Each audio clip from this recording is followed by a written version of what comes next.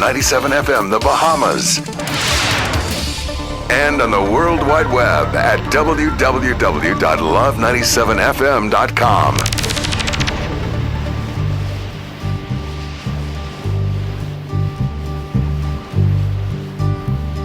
Sitting in the morning sun, I'll be sitting when the evening comes. Maritime Matters is brought to you live by Bahamas Maritime Connection. What is maritime? Maritime, simply put, relates to navigation or commerce on the high seas. Some say money makes the world go round. I say ships move the money that make the world move. Who navigates those large international ships? How often are international ships required to be surveyed and inspected? Maritime also protects our seas and borders by way of our local Bahamas Defense Force. It is very sad to say that out of 1,500 plus ships that are registered under the Bahamian flag, only a very small amount of Bahamians are employed. Maritime Matters. And pleasant good evening, ladies and gentlemen. Welcome to Maritime Matters. I am your host, Captain Glenn Bain. This is Tuesday, the 27th day of August, 2024. And if it's a Tuesday, it's Maritime Tech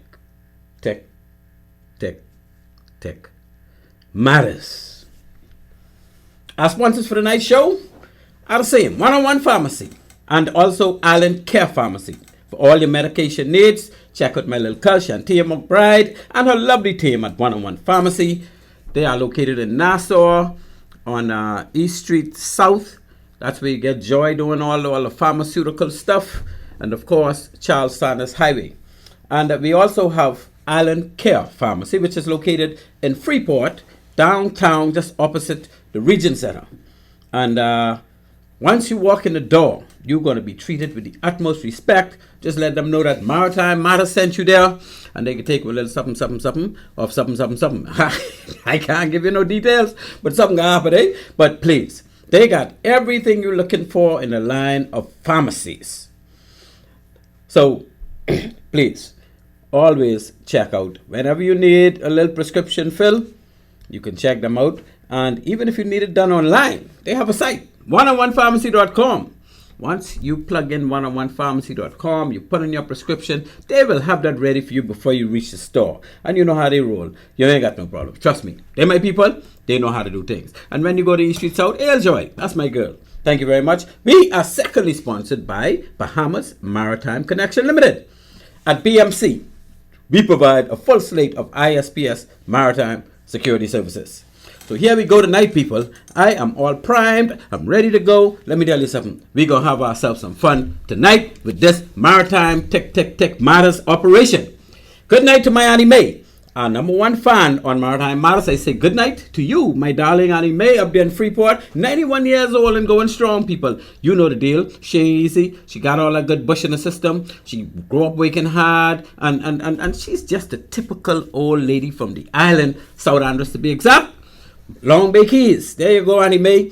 As you all know by now, my good old Annie Mae is number one fan of Maritime Matters, and she is my good buddy. She and I talk every day, and there's no doubt about it. She is ticking, moving strong. We moving on to 100 plus. So when Annie Mae get 100, I can try to bring her on the show. Just so y'all can know I ain't just talking, but no, I want y'all to hear her when she get 100. Because I can tell you, the show will still be going on. If I'm alive, if she's alive, y'all will hear her voice. The purpose of our show is to highlight persons that made significant contributions to the maritime industry in the Bahamas and to sensitize Bahamians of opportunities in the maritime sector. We also cover current maritime issues from the domestic and international maritime feeds. The number to reach us once we open the phone lines, and we're about to open them right now, is 326-8255. Again, that's 326-8255. To hear a replay of the show or any of our previous shows, don't be shy. Simply hit us up at any time via our YouTube page. That's Maritime Matters Bahamas.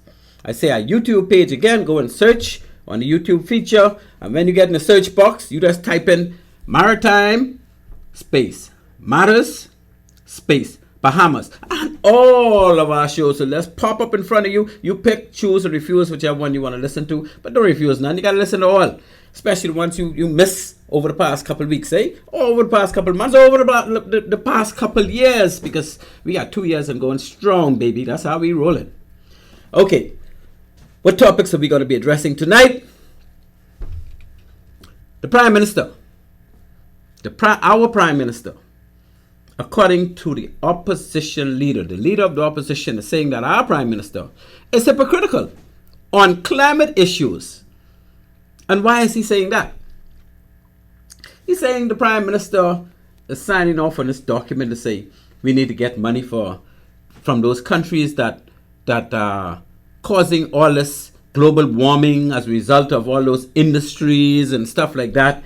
And they need to pay countries like us who keeping it clean, because we got our big sequestration going on with the seagrasses and we got mangroves and that type of thing. So we are big players when it comes to sequestering carbon out of the air to try to stave off this global warming thing. So the Prime Minister and other nations in the Caribbean are saying to the United Nations, we want some compensation for these people messing up the environment, and we're right here trying to keep it clean, But our opposition leaders say, hey, hold on, there's nothing wrong with that.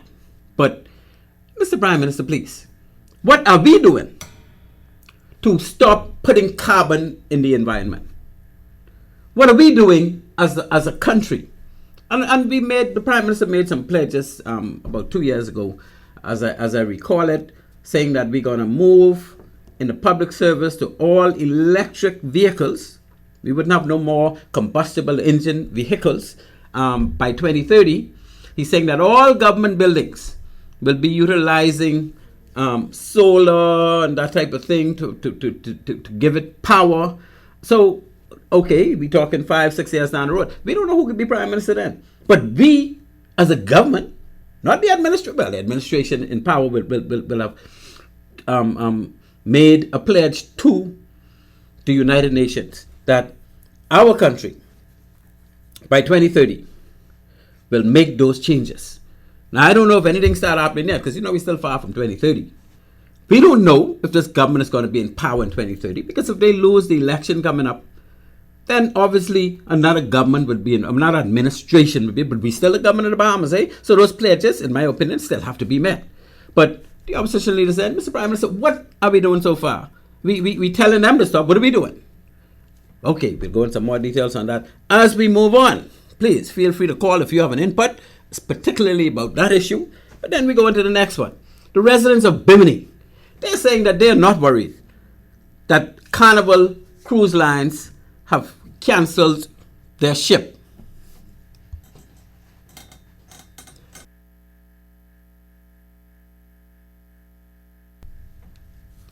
And I don't remember the name of the ship, but of course, we got the information here to discuss later. But that ship was making like 2 calls a month. And the people of Bimini said, man, we ain't concerned. But that, and the MP for West End in Bimini is also saying, well, that ain't have no major impact, yada, yada. But what impact is that going to have if the reason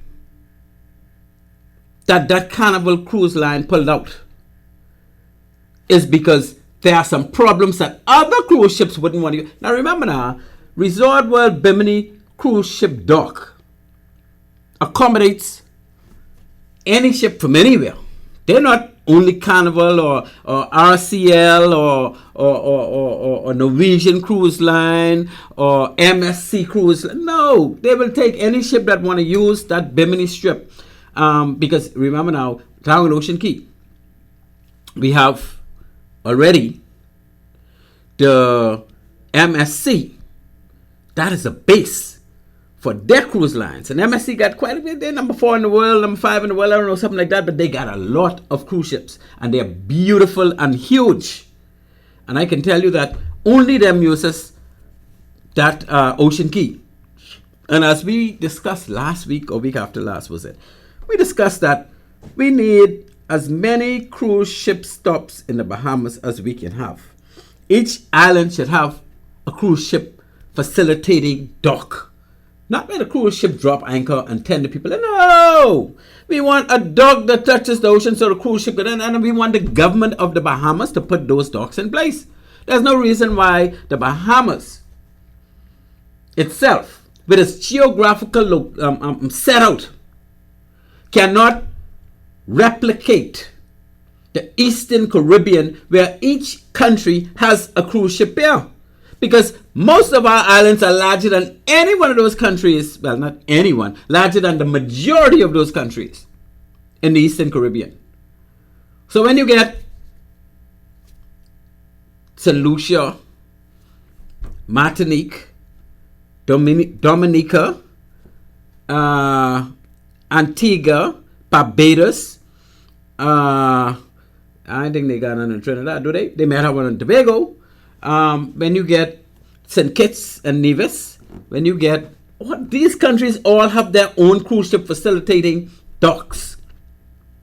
That means each one of them, and you know, half of them is as big as our major family islands like Eleuthera. Well, Eleuthera got a couple things going on. Cat Island, no, I'm didn't. Why Devil's Point don't have one at Devil's Point? And I spoke to somebody who lives in Cat Island just this week, and they told me, you know, Lou, you call me Lou because we used to work together in the defense force. You know, Lou, I in Cat Island now, and you could imagine the difference it will be if a cruise ship docking facility was to be set up at Devil's Point. And I speak to my good Royal Avenuean partner, good buddy to my family, our Prime Minister that represents Cat Island.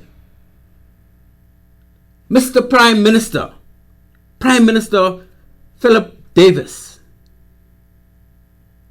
We know that Devil's Point is a very ripe area where we can actually put an extension of a cruise ship pier. And 2 cruise ships could come in there any given day. We know that if that was to happen, cruise ship would happen because that eastern Bahamas area, that southeastern Bahamas area, we hurting for cruise ships to stop there.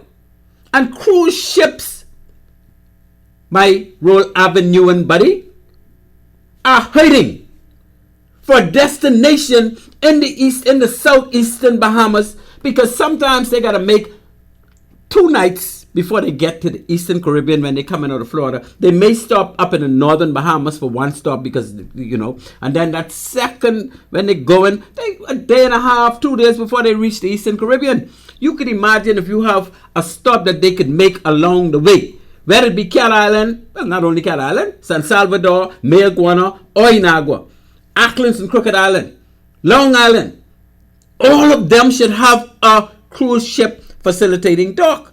Because the second thing to these long voyage ships having somewhere to stop along that connecting voyage is that, as we have seen in the past and currently, short voyages, 3 days and 4 days, only to the Bahamas from the most busy cruise ship home ports in the world, which are the 3 of them right along the eastern coast of South Florida, Miami, Port Everglades, and Port Canaveral.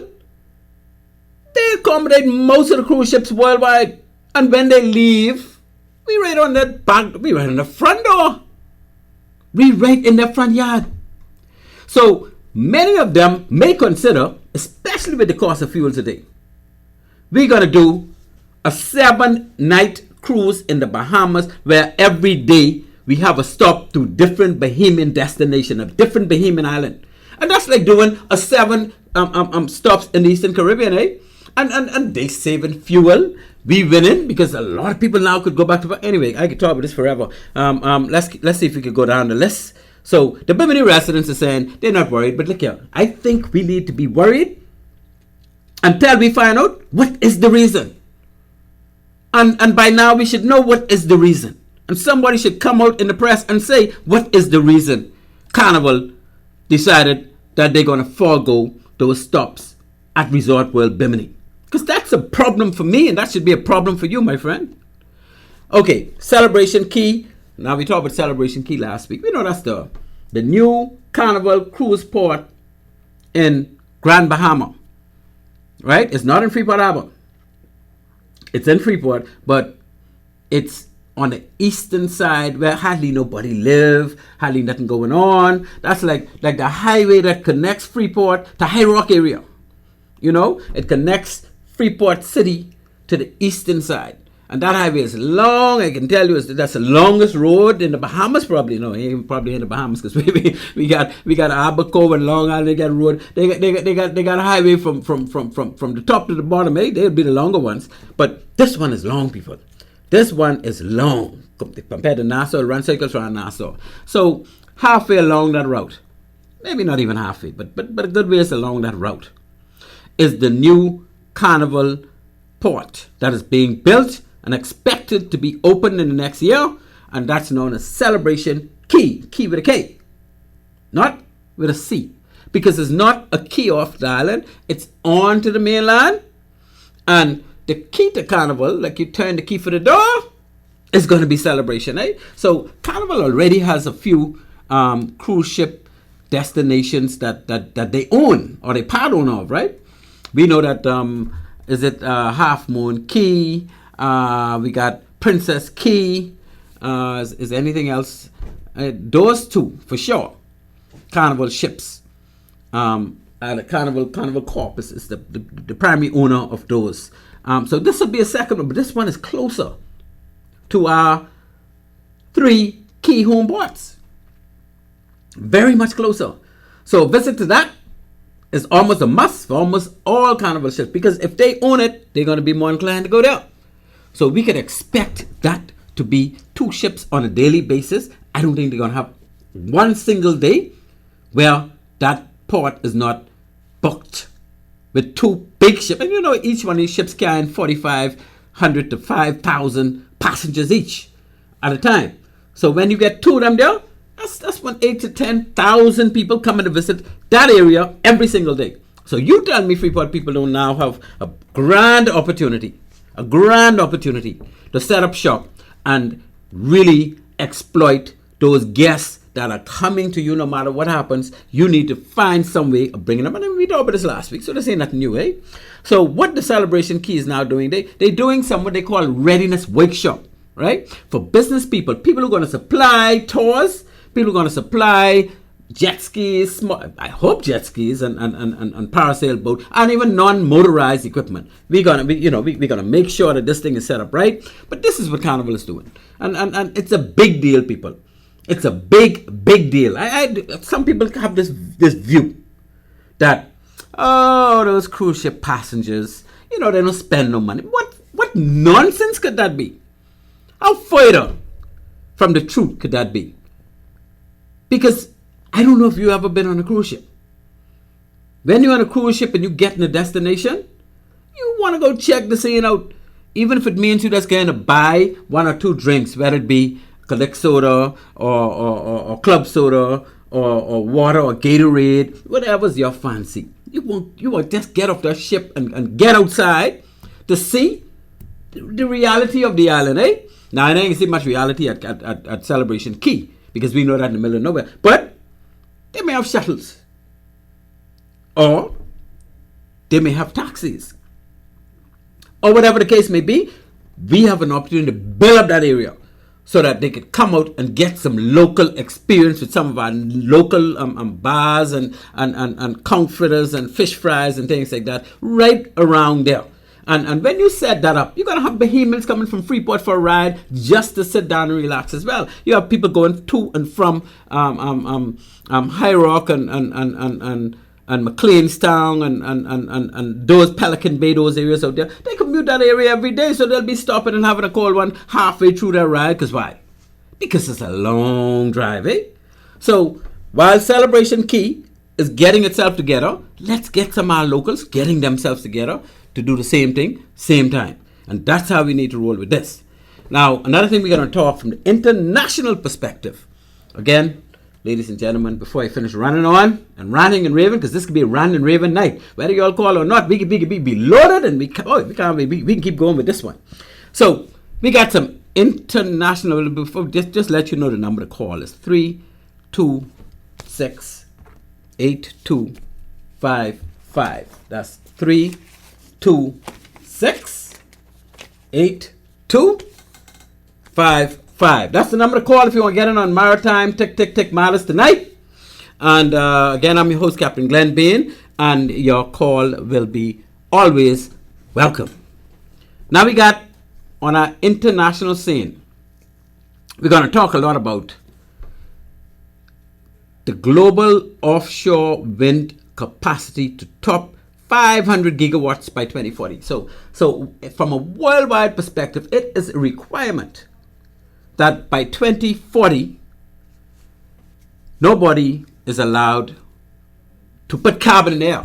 So nobody will be allowed after 2040. And this is the United Nations pledge that was signed by every country, overwhelmingly every country that belongs to the United Nations, which means some almost 200 countries worldwide, right? And the pledge is that by 2040, the entire world would stop using fossil fuel. They will stop using coal. They'll stop using anything that puts carbon in there. And we know today that almost everything energy-wise discharges carbon, eh? Our vehicles, all of our power stations, excuse me, all of our ships, all of our planes, and guess what? By 2040, all of them have to convert where they're not putting this carbon in there, because from a worldwide perspective, the Earth is too. You keep hearing them talking about global warming.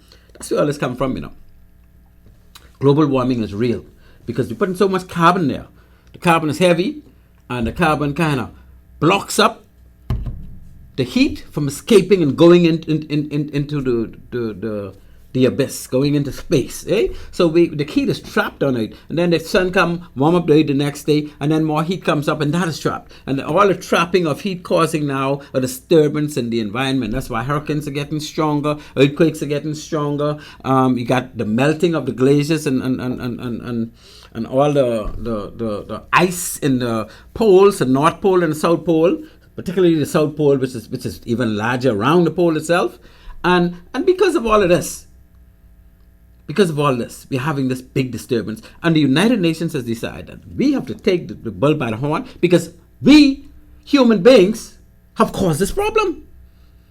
We caused this problem when the age of machinery came around, and every machine you basically make have to use energy that causes carbon to be released into the environment. And the carbon is just overpowering everything now and causing this big heat trapping and all the rest of that. But you know, we done talk about that on a couple shows. But some of y'all who that's tuning in, if you have questions on that, I'd be more than happy to field your questions and give a conclusion on what our views are in Maritime Matters. So what is happening now is that the offshore wind, and when they say offshore wind, they're talking about windmills, farms. They're talking about, I just made a recent trip to Europe, and as you're in the plane flying over numerous countries, you see scores of windmills right on the water, on the sea, just off the coast. And those are windmill farms. What those windmills are doing is the wind is turning them, and as the wind turns them, things start to move, and they generate power that is utilized to feed a power bank, and that power bank distributes the power ashore. So I know technical man with all the technical details, but I have some idea what it means because I get common sense, eh? So the power is generated by the wind turning the windmills, which is linked to some rotor or something that turns, and as things turn, as you know, like generators turn, they create power. You have to have something to turn them, and usually what we use to turn them is fuel that gives off carbon dioxide, but now we using the wind to turn them. And then you could also use the sun as heat energy, right? And that's what the solar is all about. The solar panels, and then they capture the heat energy and convert that to send that into a storage bank. And from that storage bank, that energy can be sent to provide power. And that's all we're talking about. So the wind, you got two sets of powers. You got the wind power, and why they need wind power from windmill? Because most of those countries that you see have wind farms. When winter comes, they don't see no sun. They don't get much heat there like us. But we are so blessed that we are in the zone where we don't need wind farms. Because solar is cheaper and can provide the same amount of power or even more than wind farms. So all we need is solar. And yet, anyway, we're going back to a hypocritical situation that is charged to our PM on a little. But so yet, why is it that our country is not fully solarized for BPL to provide power? Because I can guarantee you, if that was to happen like it should, and it should be in place already, your light bill, oh boy, now we're talking no light bill, because this show ain't all about that. We can have a whole show on that, eh? Your light bill will be cut down to about 20% of what it is now. And BPL will still be making profit. That's because now you're not bringing in fuel that costs so much money to make energy. You're using the sun, which is free. Anyway, that's another topic for another time. But we can go into that a little bit right after we get back from our first break. So the second topic we're going to talk about is the CO2 discharge. It injured 17 offshore wind station workers. So here it is. There's an offshore station being built, what we call a wind farm. And ashore, where the power is going to be sent to be distributed, they had a carbon dioxide leak from the fire suppression system. You know, you will call it hail-on drench. You get CO2 drench. That's for if they have a fire, they can flood the area with CO2 to out the fire. But that was leaking. And because of that leak, some of the workers couldn't get enough oxygen in that system because it was overpowered with carbon dioxide. And yeah, I could tell you, but that on ships, they have CO2 rooms. I could tell you how people, many inspectors and whatnot, over the past have lost their lives just going in those CO2 rooms and getting trapped and can't get out because some leak was happening and they couldn't get enough oxygen to keep them moving, so they just drop in dead. Eh? But these things happen. CO2 can kill if you put it in an enclosed space. And CO2 is coming in, it will overpower the oxygen, and then you wouldn't be able to breathe in enough oxygen to keep your body going. So you could be finished, eh? So we can talk a little bit about that injury at that station and how dangerous CO2 could be if you have a leak. China deploys massive dual rotor floating wind platform. So are all these wind platforms that we're talking about, these wind farms with all these windmills turning. China, well, some countries now, first of all, some countries cannot plant a windmill offshore because the ocean is too deep. They can't put it to the bottom. So what they have to do, because they still need wind farms, they can't use solar, they do high up, they do cold when winter come, eh? So what they have to do, they have to actually utilize these windmills that are anchored with a balancing weight underwater. So while they're not on the seabed, they're not attached to the seabed, they use GPS probably to keep them in place while the wind still turns those windmills. But we could talk about China made the biggest one, and we could talk a little bit about this offshore wind station that China made that gives out so much energy per windmill. And this is the largest ones in the world. So we can talk a little bit about that if we get a chance. But, you know, we're going to move on after that if we could. Because we don't know how far we can go tonight, but we're on a roll. Right now, we're rolling. Only 10 minutes in, but 10 minutes? No, we're 30 minutes in. Eh? Sorry, I correct that. We're 35 minutes in. Boy, we got to get going fast. China, captain of the mega yacht. Y'all may have heard about the Bayesian. This is a mega yacht that when it left Sicily, right at the bottom of Italy, this boat was 170, 180 foot long. This is a huge yacht. And reportedly, a twister came.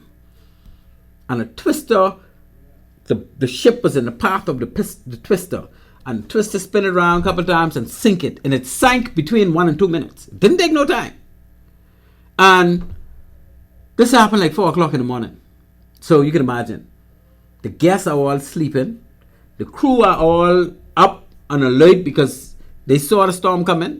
But they knew about the storm. But this ship been through storm after storm after storm. This ship was considered unsinkable. Like how they said the Titanic was unsinkable, they said this yacht was unsinkable.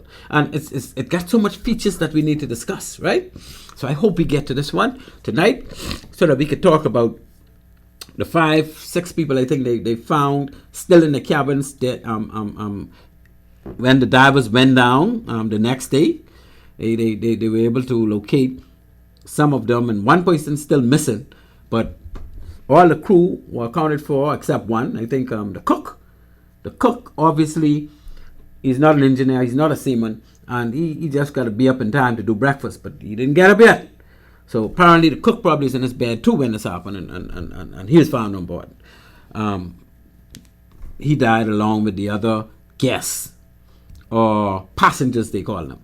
These are the people who pay to be there. Now you can remember, it's very difficult to go to a passenger 4 o'clock in the morning and tell them, while they're in the bed, hey, come on, we got an emergency. They ain't trained for that.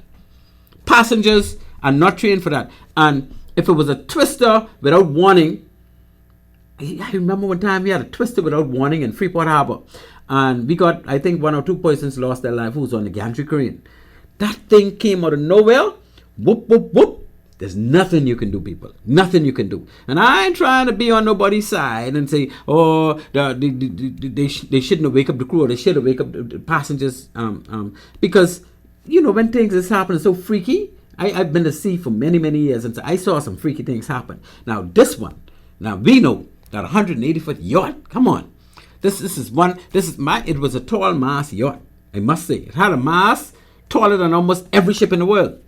So it had a big, high mast, which would, of course, cause it to be a bit easier to become destabilized than a ship without a mast. But it also had a keel that goes, must be about 40 feet underwater to balance it off. But the question is, was that keel deployed? And the bigger question is, even if that keel was deployed and a twister hit that ship the way it did, would it have stayed afloat? Chances are, nah.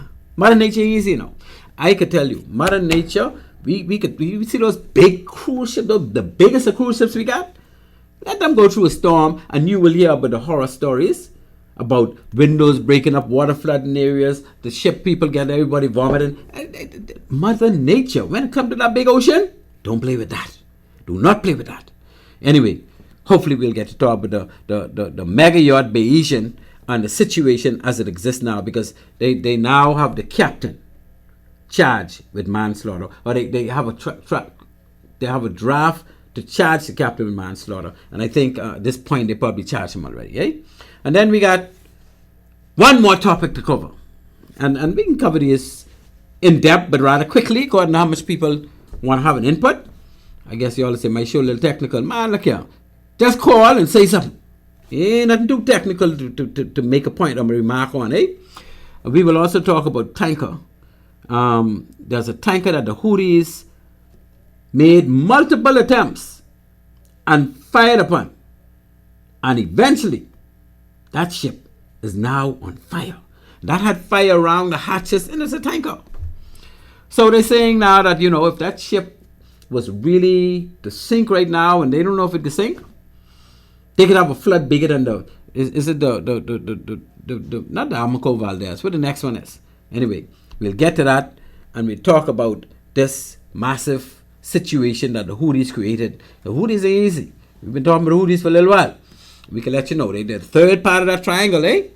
Hamas, what the next one is? Hezbollah, and now Houthis. So please be sure to stay tuned as we delve into discussions on these maritime issues, because tonight we are locked, we are loaded, and you know that. You don't dare touch this dial. We're talking maritime, people. You are listening to Maritime Matters. At this point, we move to our first break, and when we return, we will engage tonight maritime discussion. So listen, people, you do not want to touch that dial.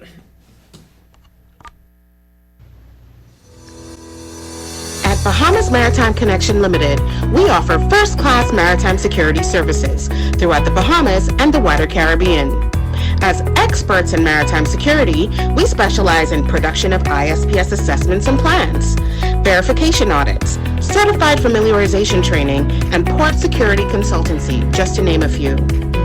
Our services also include provision of a security force to maintain all required ISPS facility security compliance. For all your maritime security needs, visit us today in Nassau at our East Street South location or in Freeport in the Kipling Building. Call us at 392-3515 or follow us on all social media platforms. Bahamas Maritime Connection, your leader in maritime security. Let's help you make the connection. At One-on-One Pharmacy, our friendly staff is ready to serve you. Visit us today for all your prescription and over-the-counter needs at our East Street South or Charles Saunders Highway locations. We're open Monday through Saturday from 8 a.m. to 8 p.m. and from 9 to 4 on Sundays. In a rush? Send your refill scripts online at oneononepharmacy.com or ask about our convenient pickup service. One-on-One Pharmacy, providing personal health care with people at heart.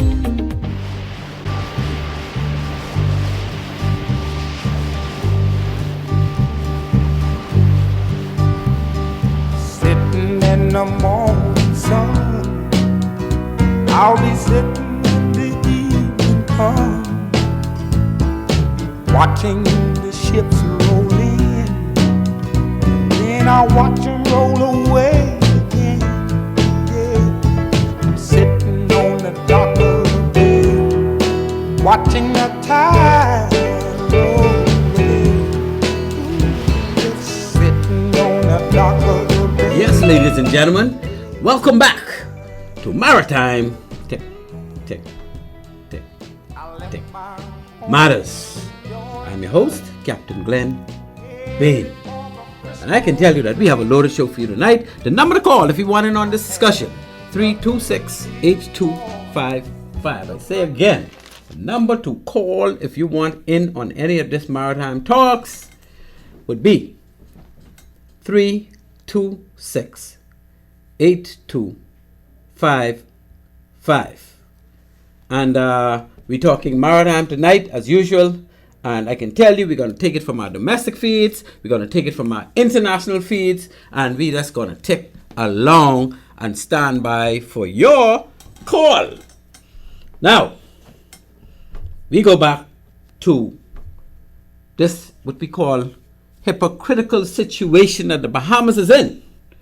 And our opposition leaders charging our Prime Minister with maintaining a hypocritical position. Because what he's saying is, we have failed to prioritize all kind of things pertaining to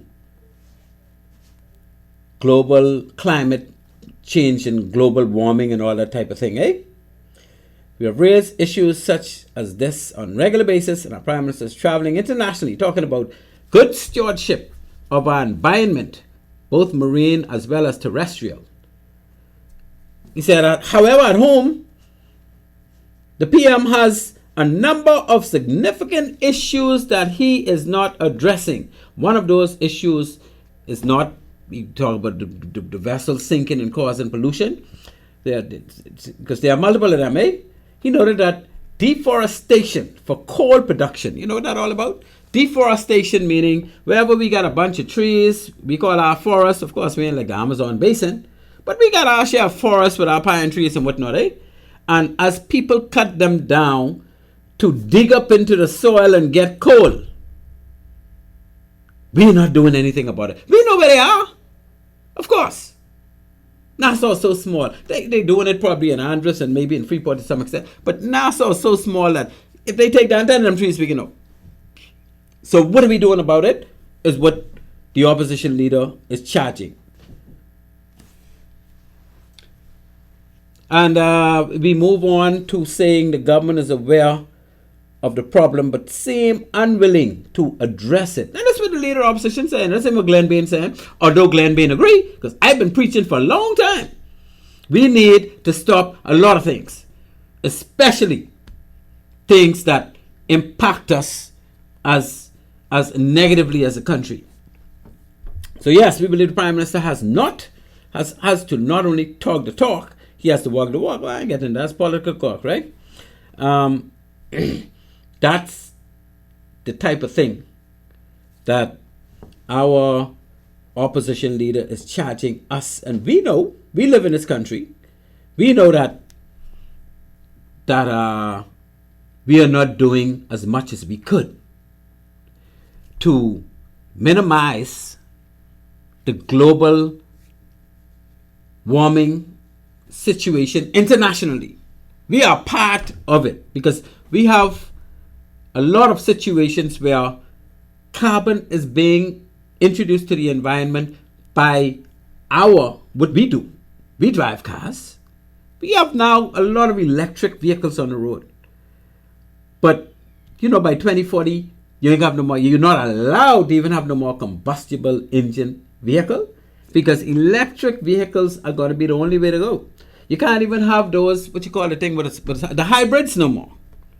Because the hybrids also have a small engine that kicks in and puts carbon in there once you get over a certain mile, usually around 25 to 35 miles per hour. The hybrid kicks into to engine that is combustible. So they're going to be able to kick into that combustible. They'll have to have electric all the way through. And I tell you, by the time 2040 comes around, these batteries in these cars will be so high-tech and so sophisticated that you feel like you still in that combustible engine vehicle when it comes to speed, because some of them doing it now. Check those Teslas out. Eh? They're doing the speed we're doing. And guess what? They're using no fuel. They don't have to go to no gas station. Yeah, they got to plug in at night. But when they plug in, that feed is coming from BPL. And by 2040, BPL has to be fully solarized, or the alternative would be to get wind farms around the Bahamas. But solar's already here. You ain't got to buy no wind farm if you got free sunlight that could provide the same kind of power. Countries only wish they were in this region so that they don't have to buy or pay for tank power, especially for floating windmills. Now, we ain't need no floating windmills. We have banks everywhere, eh? So we don't need floating windmills. Every single island in the Bahamas have banks. So we wouldn't have to worry about that. But we still ain't getting windmill at all if we got all this solar. It ain't necessary, and it can cost more. And we can get the same amount of power and less from solar. And I dare say, the government is now talking about converting from fossil fuel, bunker C and all the rest of that, to LNG, natural gas, liquefied natural gas. Now, a lot of ships have done that. And they've done that because it is so easy, because their engines is already taken in liquid. So they couldn't just go straight to battery, right? And electric operated. That's what they're moving to. Excuse me. But in the interim, before they could get there, because that technology is still being developed. So before they could get there, what they want to do is use LNG, liquefied natural gas. And what they're doing is now they're making the engines that are hybrids. They can run off LNG, and they could later on convert to methylene or methyl, ammonia, and all the rest of that. So they still have engine, but the engine will hardly be emanating any carbon. But the real fix, and they already have smaller boats doing it, is to get, like the cars, a battery or battery bank or banks of batteries where a ship would not need to emit any carbon because it ain't have no combustible engine. It's getting all of its power from that bank of battery like the cars now do. The planes would eventually have to do. And make no mistake about it. Technology is being researched at every hour of the day to get planes to be able to run off batteries.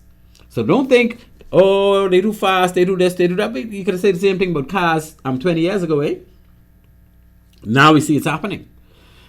Don't sleep on the power of the sun, the power of the wind, because those things, they don't play. Now, so we're talking about getting enough power in our country so that power from the sun, so that we don't contribute anymore to the global warming situation of carbon being emitted into the environment. And the government has pledged that by 2030, all of the government vehicles will be electric vehicles, and all government buildings would be solarized. Well, that's putting it in a nutshell. They didn't use those words. That's Glenn Bain words. But that's what I read into saying that we are going to do that. The government can't make everybody do it. I mean, maybe they could, but they're only pledging for 2030. But by 2040, the government will mandate in this country, just like every other country in the world got a mandate to their citizens. You cannot put fossil fuel in the air anymore, so you can't get a car license if it have a combustible engine. Sorry, you can't get a plane license if it have a combustible engine. So you have to change those things in time in order to continue operating legally. And not only that, you ain't got no gas station, because the gas stations realizing now that if all the cars are electric, if 90% of the cars are electric, the gas station ain't make enough money to pay its bills. So they got to close shop, eh? 90%. And I can guarantee you by 2040, you can have more than 90% that are electric. Because people can start buying them knowing that it ain't make no sense me buying fossil fuel if 5 years down the road, the car can't go on the road because they ain't gonna license it.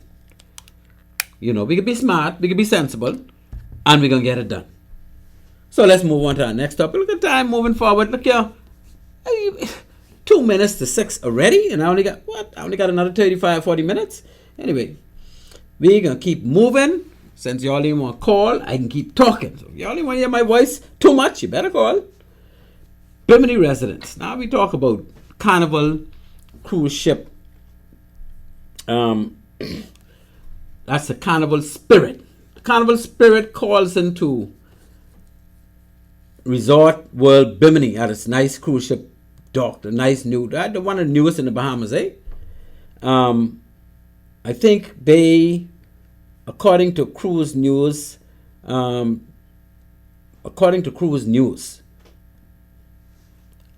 were set to depart on November 8th and 22nd. Even before I get there, they coming now. But from the 8th to the 8th of November, 22nd of November, they were supposed to call. December 6th and 20th and 28th, 3 days in December, and sailings in 2026. Okay, so that was 2025. I don't know what that was, but anyway, that's what they got going on with the Carnival. And the Bimini residents were asked, according to the dailies, how that is going to affect, or are they concerned? And most of them are saying, oh man, we had a time when we had no cruise ships here, so we ain't worrying about that. And plus we got plenty more cruise ships coming here. Because, you know, this dock, for the most part, was built for the Virgin ships. The Virgin Atlantic and Virgin, the other one and the other one. I think Virgin have but 4 ships now. But 2 of them call it Bimini currently. And they even have a section at Resort World where the Virgin people could go and hang out and party and nobody disturb them, and the concerts and all the rest of that good stuff. So it's a big deal going on there. And that's why all these cruise, not even why all these cruise ships go in there, but the cruise ships really go in there because they're so close to those big 3, what we call home ports, that it's hard to pass them and don't stop unless you really, you know, you got other destinations in the Bahamas and other places where you could go. So it's mainly, like I say, for Virgin ships, but we got other ships utilize it, and we got a good number of ships. I can agree with that, you know, that we have a good number of ships that are also visiting Bimini. But Carnival apparently has not commented on the situation. Although we need to get to the root cause of why Carnival wants to pull the ship out. Is it going to be replaced with another Carnival ship that they want to be there? It's bigger, prettier, smaller, whatever the case may be, because they want to send this one somewhere else. We don't have those details, and I hope that sometime soon we would see them in the dailies, exactly what took place with that. Second thing we want to talk about is Celebration Key, as they host a supplier readiness workshop, or series of supplier readiness workshops in Grand Bahama. And according to the dailies, it says Carnival Celebration Key is launching a series of supplier readiness workshops for more than 300 local suppliers in Grand Bahama. That's in Grand Bahama now. Now, you know plenty of people are pitching there from Nassau, especially from Abaco, from Miluta, from everywhere, because that's part of the Bahamas. One thing with Freeport people now, you all know how you all go. You all like to say, boy, why you all coming to Freeport? But guess what? When Freeport hardships start hitting and everybody come to Atlantis and Bahama and go on to Abaco and Miluta, ain't nobody complaining now. So you all can't complain now when Carnival got all of this 300 local suppliers in Grand Bahama alone, and they say they can need more. So when some of us come from Nassau and some of the other family islands, please give us a break. Don't try to get on us. Oh, you know, Freeport, we just trying to catch ourselves. Yes, we can help you catch yourself. That's how we can roll with that. But that's what Carnival is saying. And it's a good thing. I mean, that Celebration Key is going to bring so much to that island of Grand Bahama. And yes, Carnival went into Freeport Harbor over and over and over again. But let me tell you something with Carnival and those other cruise lines. When you see them have their own setup, they give that priority over a government setup or Port Authority setup or whatever kind of setup, because most of the money is staying in their pocket, and then you can't blame a company for that. If they could stretch their resources and utilize their money by putting their own infrastructure in place, which they're always nice. You want to go to them private islands, see how nice they are. Some of us cruised and we've been to them and we saw them. I would have gone because I would have been doing audits and that type of thing. And I was blown away. I could tell you, those are very beautiful private islands. Beautiful. Everything is there that you want. Man, the food even tastes good. So we could tip our hats to Carnival. Now, this one happened to be on the mainland. But, of course, it's still a secluded area where you need access. You can't just go walking in there saying, oh, I come in. No. That's ISPS protected. That's International Ship and Port Facility Security protected. They are required to fence that around and patrol that area and put CCTV cameras in place and do what you call access control. They're required to keep that area free of contamination of those from outside who ain't authorized to come there. So they can authorize you to come there, but they got to give you a visitor's pass, eh? So just like when you go to the States, you can't just walk in a port. Just like when you go on the cruise ship to those other destinations. When you return into the ship, if you ain't got no ship card, you can't. That's like Prince George Wharf. How you can just go out on the dock on Prince? You cannot get beyond a particular area to get near no ship. So it's going to be the same thing in Freeport with Celebration Key. You can't just walk in there. Otherwise, they could lose their license. Eh? They could lose their ISPS certification, their statement of compliance. Well, that's a little difficult. I need to get into all that. But those who know me know that that's my area of specialty. So that's why I could talk a little bit more about that. But Carnival is setting up to host people who want to do business based on them putting Celebration Key in place. And if you know that you can offer something, like if you offer it in Nassau, and maybe they wouldn't mind you offering it in Grand Bahama, eh? So go and attend. They're going to have additional workshops, right? Scheduled for September 12th and 24th, so twice in September, October 17th and November 14th. So they got a whole heap of stuff going on here, eh? And we need to be a part of it. If you're Bahamian and you have something that you think Carnival would be interested in, or you could just attend the workshop to see if it's something Carnival looking for people to assist with that you could probably provide. That's what this is all about. And they say that interested participants can register online via Celebration Key Grand Bahamas Facebook. So you go on Facebook and you pull up Celebration Key Grand Bahama, and you can actually register online to attend one of these courses. And they got Instagram pages as well, right? So we know how to deal with these kind of things. So that's, my goodness, 1805, it's 6:05. We started 5:05, that's our hour gone already. Well, that being the case, we'll just move to our second break, and we'll return for the international feeds, We'll return for the international feeds, because we talk about the domestic feeds. We leave anything out? Let me see if we leave any domestic feeds out. No, we got the three. Davis, the hypocritical climate change thing, the Bimini residents saying they ain't really concerned, and the celebration key having all those workshops. So we will come back with our international feeds after our second break. So ladies and gentlemen, you're listening to Maritime Matters. I am your host, Captain Glenn Bain. Happy to be hosting you. I see nobody calling, but look here. You ain't got to call. You don't tell me it's listen. I know plenty of people out there listening all the time. But we going to roll with this international stuff when we get back. We get half hour. That ain't going to be enough, but we can see how much we can squeeze in there. So stand by, and we will be right back. At One-on-One Pharmacy, our friendly staff is ready to serve you. Visit us today for all your prescription and over-the-counter needs at our East Street South or Charles Sanders Highway locations. We're open Monday through Saturday from 8 a.m. to 8 p.m. and from 9 to 4 on Sundays. In a rush? Send your refill scripts online at oneononepharmacy.com or ask about our convenient pickup service. One-on-One Pharmacy, providing personal health care with people at heart. At Bahamas Maritime Connection Limited, we offer first-class maritime security services throughout the Bahamas and the wider Caribbean. As experts in maritime security, we specialize in production of ISPS assessments and plans, verification audits, certified familiarization training, and port security consultancy, just to name a few. Our services also include provision of a security force to maintain all required ISPS facility security compliance. For all your maritime security needs, visit us today in Nassau at our East Street South location or in Freeport in the Kipling Building. Call us at 392-3515 or follow us on all social media platforms. Bahamas Maritime Connection, your leader in maritime security. Let's help you make the connection.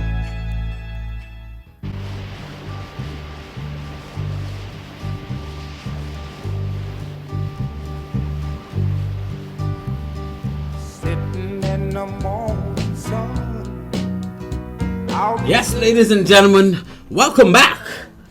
You are listening to Maritime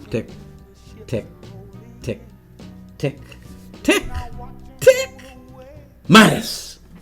I am your host, Captain Glenn. I'm having myself some fun tonight. Hey, I ain't gonna call it, but guess what? I am happy because I got so much information to dish out here. Y'all let's listen. Take out your little pen and paper if you want to write some things down. If you feel like calling on something, let me know. Because, look, I only reading feeds. This ain't Glenn Bain talking what he think. This Glenn Bain reading maritime feeds and spitting out what the feeds say. So you can't tell me I'm wrong on none of these things because this what the feeds say, this ain't what I say. All right.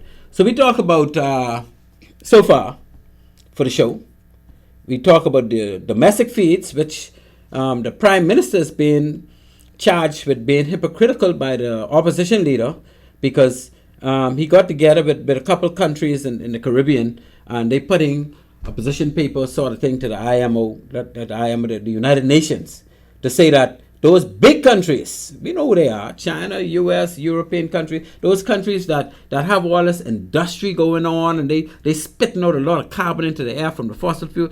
And guess what? You remember now, we got the U.S. elections coming up. I know you all like juice, right? You all like juice. But elections coming up, and it's going to be between Lady Kamala Harris and General Donald Trump. Well, I guess he's more than a general. He's former prime minister.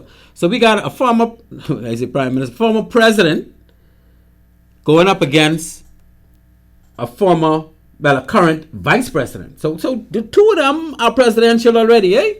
They're both presidential. Some people may not like Mr. Trump's style. Some people may not like Ms. Harris's style. But guess what? You got to choose one. It ain't us who choosing. It's the American people. But while we talking about this climate change and global warming, one administration, which is the administration under the current president, Mr. Joe Biden, Brother Joe Biden is saying, and his whole team is supporting, including Kamala Harris, because she's the biggest part of that we want to switch over from fossil fuel like the rest of the world to wind farms. And they got plenty stuff going on here with wind farms. They got wind farms coming out through the nose right now. They pledged hundreds of billions of dollars to put all kind of wind farm in place. And guess what? They already start the contracts, right? Solarize, because the world needs to move away from fossil fuel so that the earth could be saved from this global warming and all this catastrophe. But on the flip side, our brother Donald Trump, the former president, his view is, America got a lot of oil. We haven't tapped into our oil resources yet because we're getting oil out of the Middle East. But we need to use our oil before they try to close us down. So his thing is drill, baby, drill. You know what drill, baby, drill means? That means we could be drilling for oil and pulling all the oil out of the ground and using that.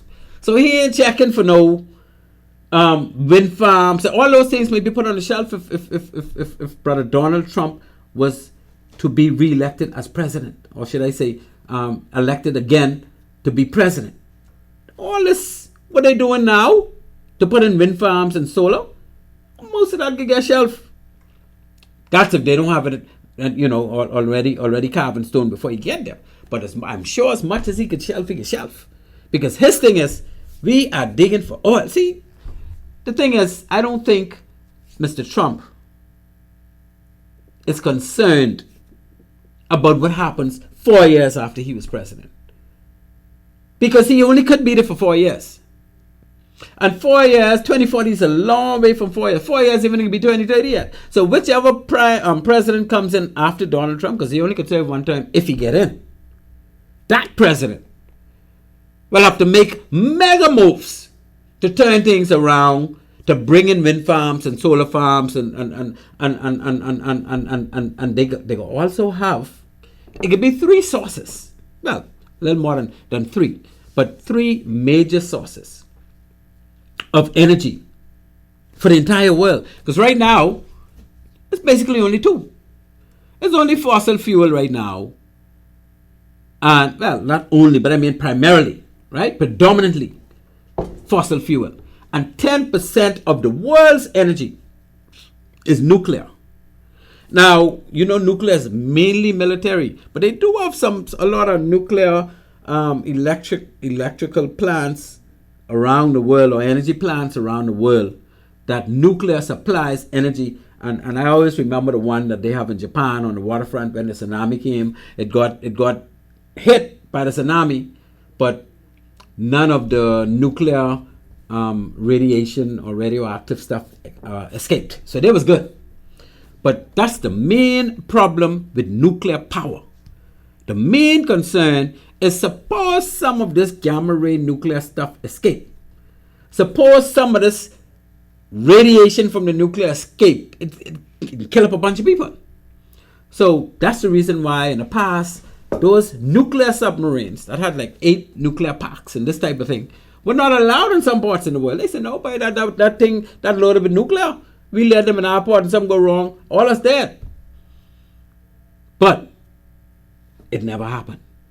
All those nuclear reactors they got running, nuclear powered stations around the world, none of them had ever had nuclear escape and cause a problem.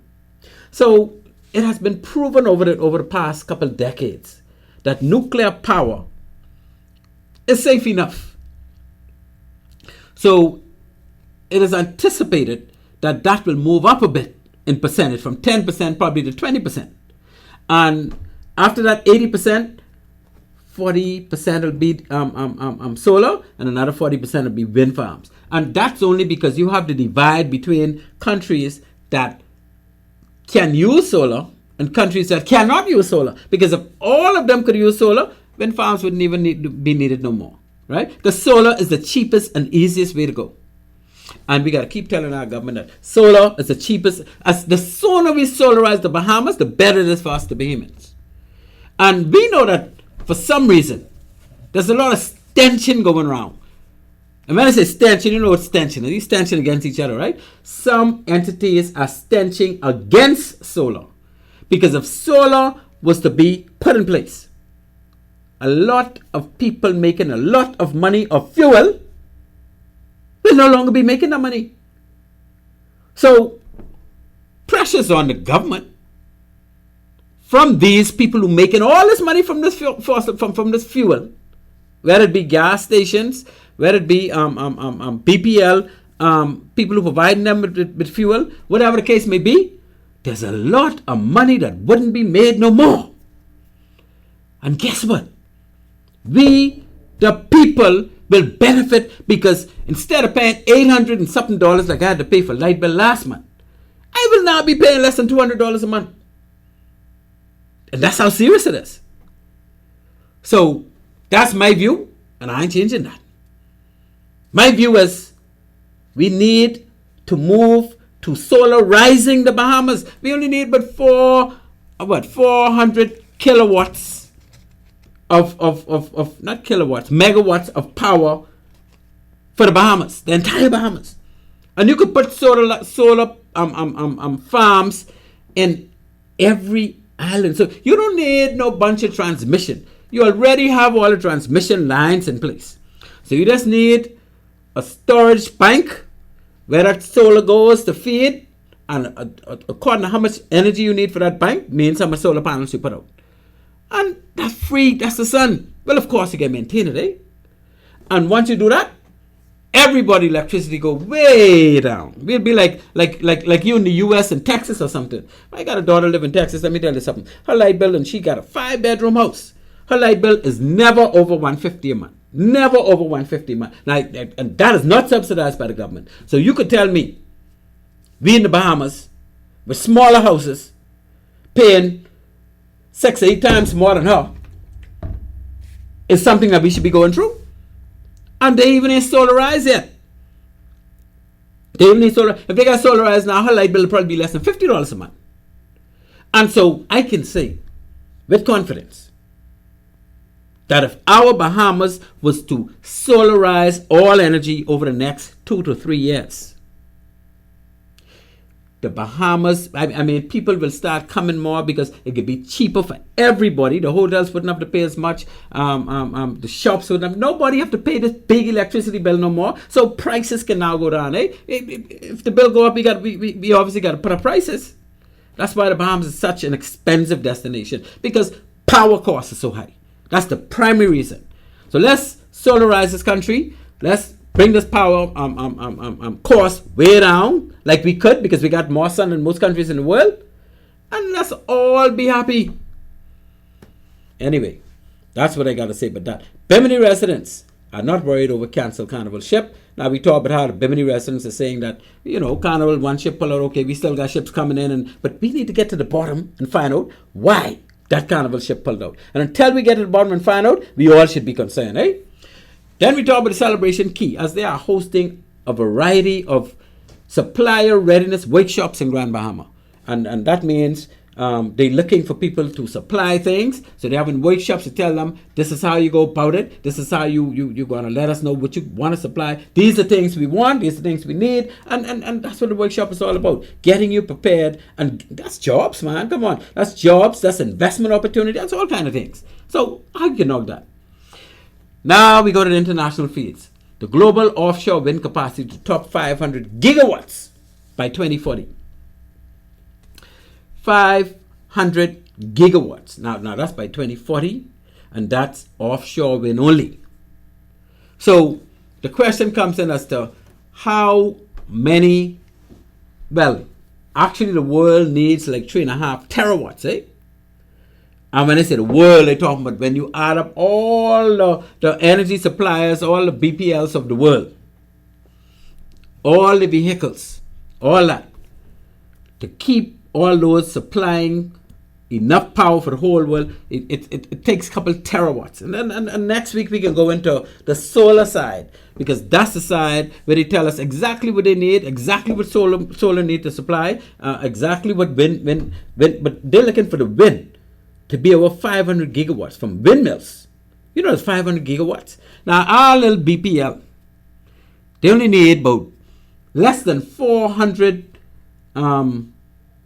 megawatts. Now, 1,000 megawatt is 1 gigawatt. So, they need less than half of a gigawatt. No, less than half of a megawatt to run the Bahamas. And a gigawatt is 1,000. So yeah. 1,000 of those is a gigawatt. And the world needs 500 of those gigawatts. And another 500 of them make a terawatt. Oh, this is getting complicated, eh? So let's stay away from all these watts. But we got the kilowatts, then we got the megawatts, then we got the gigawatts, and then, of course, the terawatts. So there's the big dog, right? We'll talk about that in more details tomorrow as we talk about how we can solarize this country and the impact of solar worldwide, eh? How people are now doing all kind of things because they know that we're moving to solar. You ain't have no choice. So they're saying that Europe will play a critical role in this growth, relying heavily on floating wind. What is floating wind? You got fixed, which means they attach to the bottom of the sea because the water's shallow enough. Anything more than 150, 200 feet is too long. So they got, most of them need floating, because if you think about Europe and you think about the northern part of the world, most of them have ocean there, you know, banks like us. The Bahamas have more banks than any other country in the world. You all need to know that, right? So they can't use fixed windmills because they can't reach them. It's too far to reach the bottom of the ocean. It costs too much money to run something all the way down there. So what they do is they're going to have floating, something with the weight, the counterbalance weight underneath, so that it could float. And then they probably put a GPS system on there to make sure it stay in place, eh? Stay in position. So this is what they're talking about. It's going to take a critical growth. The continent is projected to account for more than 70% of global floating wind installations. I don't know, that's a lot. So what they're saying is, now you remember Europe is basically cold, eh? Because in the US, they're not as cold as Europe generally, because they got states like Florida and California, and maybe like the border lower states like Texas and Louisiana and them. They could get away with solar to some extent, in most extent from Florida. But those further states up north, they would be the ones who need this windmill, this offshore wind farm to provide power, because they ain't get the option of solar. So what they say in here is Europe will take up 70%. So I don't know how much the US can have, because you got China and them. Well, China got plenty solar too. Eh? They got some hot areas. So yeah, again, and then India and them, that's solar. So Europe, especially in that area where you got the North Sea, right? Like Germany and places like Sweden and Denmark and Norway and Iceland and those areas, right? They could depend heavily on wind farms. So that's how they could be rolling. And they say, as a result, floating wind capacity in Europe is expected to approach 90 gigawatts by 2040. So the floating wind farms is going to provide 90 gigawatts of the 500 gigawatts now. So plenty can be fixed. Portugal and France will be at the forefront of this development. Development, not necessarily utilization. Portugal and France are going to be making the stuff. Well, of course, we know China's the forefront, right? Asia will also play a key role in advancing floating wind as a mature technology. Region excluding mainland China will capture a share of 20% of global installations by 2040, reaching a capacity of 17 gigawatts. Okay, so Europe would have 90 gigawatts, and the next, what's that? 70%, sorry, 20% will go to the region other than mainland China, right? That's the Asian area. So they go on to give us some more information. During this period, Europe is expected to add 20 gigawatts of floating wind, while Asia, excluding mainland China, will add up to 5 gigawatts. Okay, so they're talking about between 2030 and 2035. So up to 2030, they're going to have so much gigawatts. Then between 2030 and 2035, they're going to add some. And they're talking about the supply chain bottleneck and all the rest of that good stuff. So the 3 countries are projected to count, 3 countries being, say, meanwhile in the bottom fixed market, bottom fixed means they actually get a little bit of banks they could reach. Excuse me, they're going to attach it to the bottom, right? UK, Germany, and Netherlands will emerge as the 3 dominant players. That's the UK, or England, or Britain as we know it, Germany, and the Netherlands Antilles. They will be the main players because they're the ones that got a little bit of banks around them that they could utilize, eh? Most of those other countries don't have that. So those 3 together will account for 150 gigawatts, and by 2040, that's only on bottom fixed farms for windmills. Between 2025 and 2030, the Americas, led by U.S., will experience significant growth, beginning with close to 2 gigawatts of installed capacity in 2025. So next year, is going to move to 2 gigawatts, eh? So basically all they're saying is, look, the world is moving toward solar farms.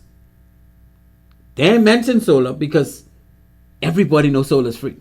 You don't have to, well, of course, China making a lot of solar panels and other countries making solar panels because that's all you need, solar panels. And then the bank where those panels are going to feed the energy. And that bank have to be tied in with what you already have in place just to provide the amount of energy it needs. Right? It's not very simple, but it's as simple as that. So they got the Central Atlantic wind power areas. Well, we don't have to talk about that since we only got 10 minutes left. 7? Wow. 7. 2 minutes? You're supposed to stop at 18:35. What happened? You trying to take my 5 minutes out? Oh, no, boss. We start at 5:05, right? Give my 5 minutes back. Okay. That's my producer trying to get on my case. But he right. Anyway. They had a CO2 discharge which injured 17 workers in an offshore wind substation. And like I told you, that CO2 came from the firefighting system. And nobody died, fortunately. But it actually had some people knock out because they wasn't getting enough oxygen. But of course, it was an open air, or those escaping all the time. So they were able to get them out and get them to the hospital, and nobody died. So that's a good thing. So all we're saying is these things could be kind of dangerous. And without going into any details, I'll move on to Germany selects, okay, we talk about more wind capacity. Boy, Germany get plenty wind capacity going on. We ain't need to read about that, right? Then they talk about China deploy a massive rotor floating wind power platform. So China got this floating platform with 2 of the largest windmills that was ever produced. And this one is going to be used in China, but they're going to make them for the rest of the world, eh? They're going to make them for the rest of the world because the total output from the structure is expected to reach 16.6 megawatts. Right? Not kilowatts, megawatts. So each of those 2 is 8.3 megawatts of power. So you can imagine one floating windmill out on the waters. And up in the North Sea and stuff, they get plenty of wind, eh?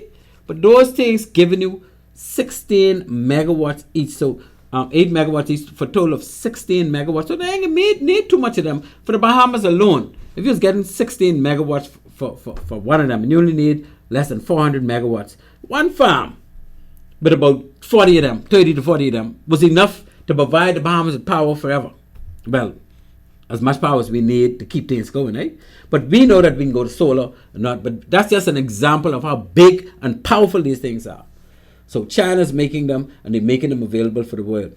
4 more bodies was found on the wreck of a sunken super yacht off Sicily. Now we know that the yacht name Bay Asian or Bay Asian. It went off Sicily, and there was another yacht in the area, and they was watching it on their radar. And all those yachts, so they have what you call the thing where you would know where all the yachts are.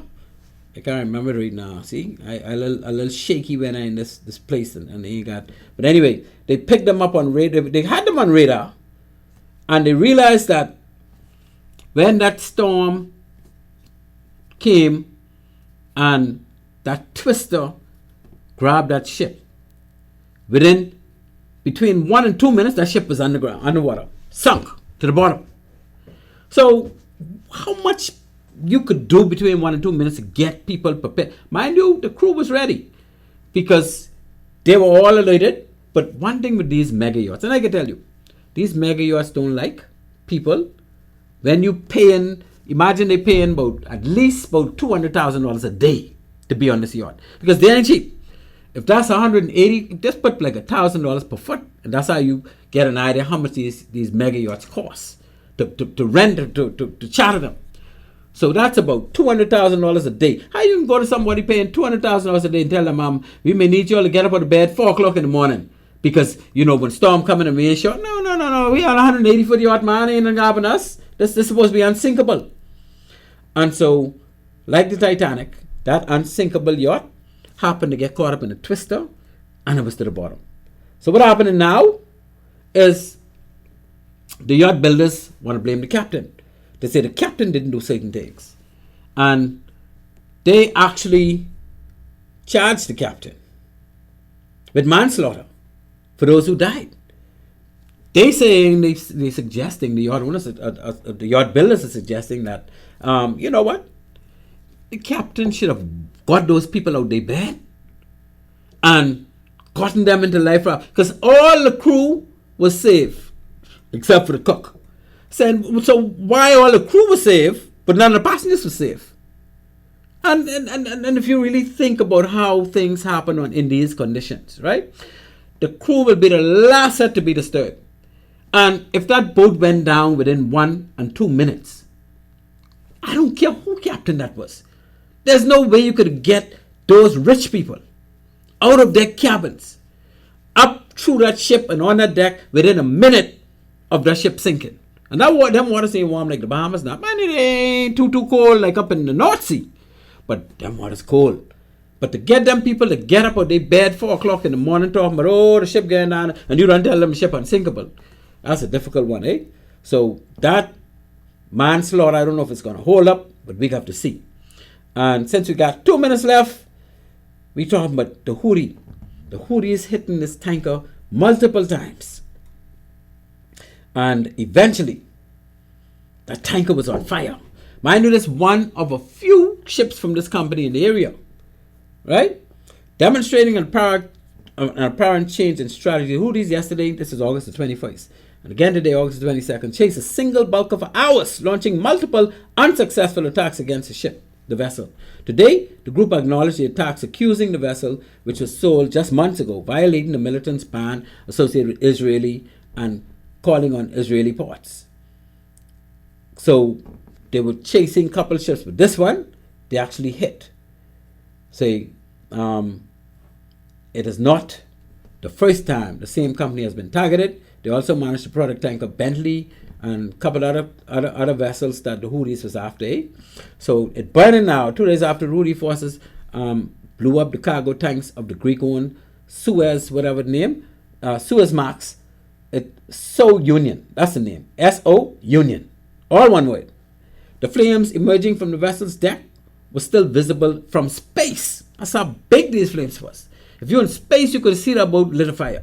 Boy, that's amazing, eh? I know what kind of fire that was, but that was some serious fire. So, while the crew has been evacuated, the Houthis appear determined to sink the ship and its cargo into the sea. So what they did is they went on the ship after the crew came off and the military got out the area, and they put detonators and caused the ship to really explode, right? That's what's going on. Before the blast, multiple Houthi observers aimed video cameras at the vessel from different angles, Based on that footage, the tanker was rocked by 3 simultaneous explosions, and 3 fireballs erupted from the main deck level upwards. The pattern suggested that after the disabled Sow Union, the Houthi attackers waited for Western defenders to leave, then boarded the tanker, placed explosive charges on deck, and recorded the ensuing detonation for the public release, as they have done previously. So that's how the Houthis was carrying on. And as far as the U.S., the EU says that there was no oil spill. We got 1 minute. Oh, we ain't got no more time. Mr. Producer, I owe you 1 minute. Anyway, ladies and gentlemen, that was our show. We didn't get any call. Oh, we got a call? Is that a call, Mr. Producer? Hello, you're on Maritime Matters. No, I think that call gone. Okay. I didn't see it. I apologize to you, caller, but our show is basically done. So, ladies and gentlemen, as always, I would say that our regular sponsors would be 101 Pharmacy, it would be Allen Care Pharmacy, and also Bahamas Maritime Connection Limited. Today, we have our great producer, as always, Mr. Craig Gibson, who keeps things ticking, keeps us rolling. And another shout out to Miami May up there in Freeport. And as time subsides, I say to you, our dear listener, thank you so much for continuing listening to Maritime Matters. Yes, I'm going to get a couple of calls later and say, oh, that show was technical, but it was a good one. I didn't know all these things, which is good. And that's what we're all about.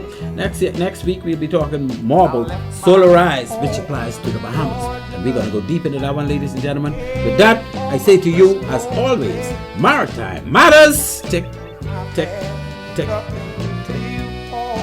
Out. Look like nothing's gonna come my way, so I'm just gonna sit on the dock.